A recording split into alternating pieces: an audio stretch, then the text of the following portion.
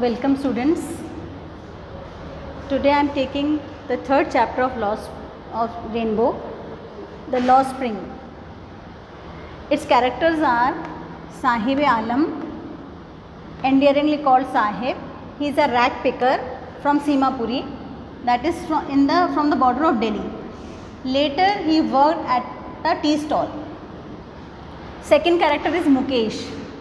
He belongs from Firozabad, where from a bangle making family. I'll tell in Hindi also.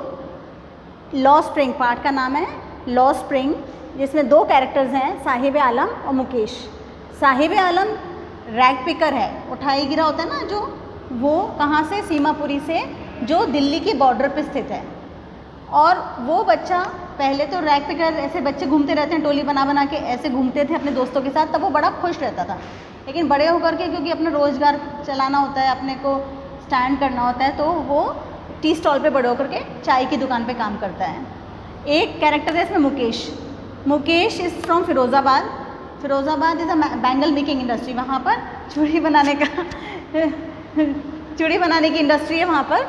अब साहिब का I am telling you, Saheb belong to a very poor family of rag pickers of Seemapuri in Delhi. They were refugees from Bangladesh. ये जो rag pickers थे, उठाई गिरे की जो बस्ती थी, वो सीमापुरी में दिल्ली के बॉर्डर पर थी, और वो लोग रिफ्यूजीज थे. कहाँ से आए थे? बांग्लादेश से आए थे. Who came in 1947 to live in India. They were having ration cards as their identity, but were devoid of basic amenities of life. उनके पास अपनी पहचान के लिए राशन कार्ड तो था, लेकिन उसके अलावा उनकी बहुत गरीबी की बहुत बदतर स्टेज में रहते थे. उनके पास कोई पानी के निकासी की कोई जगह नहीं, पैसा नहीं खाने पीने के लिए, रोज़गार नहीं, कोई नौकरी नहीं, बड़ी बस उनके राशन कार्ड उनकी एक पहचान थी. They collected things of use from garbage dumps. वो सामान कहाँ से उठाते थे? उनके बच्चे, बड़े लोग कचरा बीनते थे और वहाँ से गार्बेज डम्प, कचरा, गार्बेज मतलब जो कचरे का ढेर होता है ना, वहाँ से गार्बेज डम्प से वो कुछ उनके बच्चे और सुबह से निकल जाते थे टोलियाँ बना बना करके, और वो कचरे में से कुछ बीनते थे. तो कभी कभी कचरे में से उनको they could find a coin और a currency note.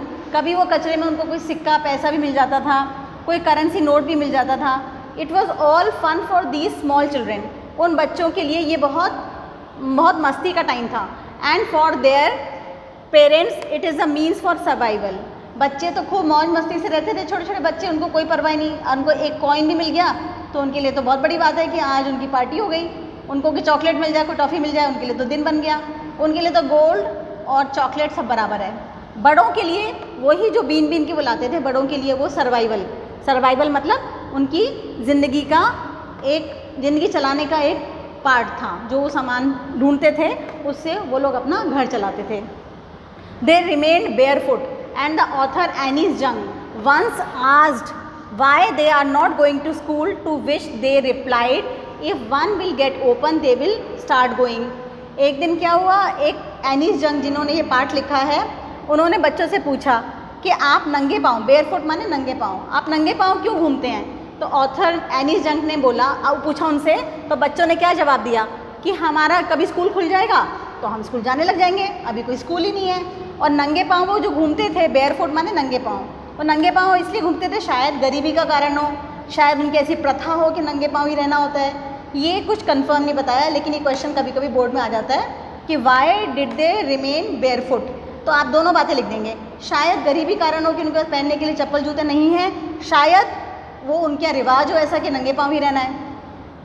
And Sahib was leading a happy carefree blissful life. अब साहिब की ज़िंदगी कैसी चल रही थी? अभी बहुत हैप्पी, खुशनुमा ज़िंदगी, केयरफ्री, मस्त, blissful, on top of the world, बहुत ही प्रसन्न ज़िंदगी, अच्छा खुश.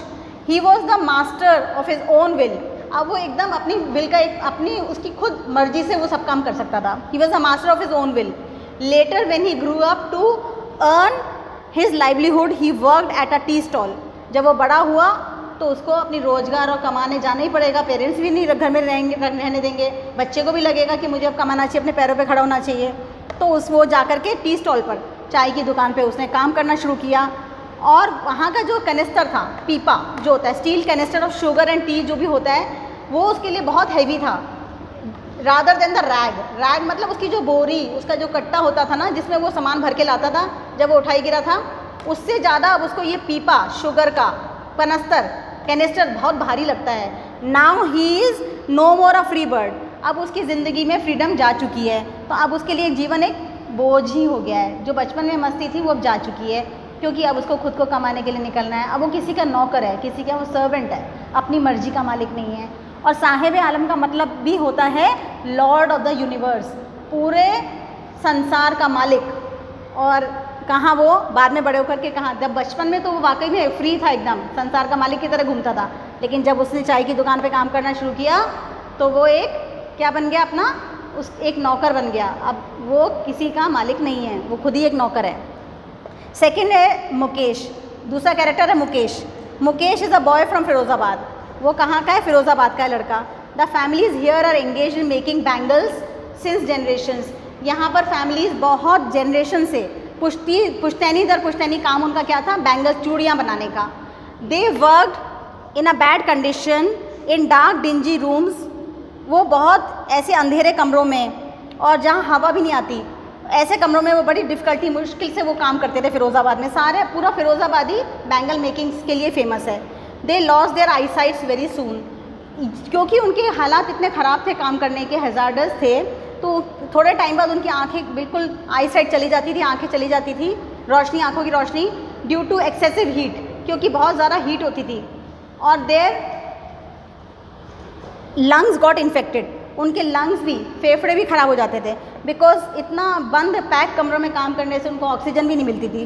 दे remain poor for ever as the middle man, politicians, साहूकार्स, bureaucrats, policeman and all exploited them, वो हमेशा गरीब ही रहे जनरेशन आफ्टर जनरेशन, क्योंकि जो बिचौलिया होते थे, चूड़ी बना के ले जाना है, करना है, बेचना है, तो बीच के बिचौलिया जो थे, पॉलिटिशियन जो थे, नेता लोग, साहूकार्स और ब्यूरोक्रेट्स, ऊंचे स्ट्रेटा के लोग, पुलिसमैन, सब उनको एक्सप्लॉइट करते थे, उनका खुद का प्रॉफिट रखते थे अपना और उनको गरीब ही रहने देते थे।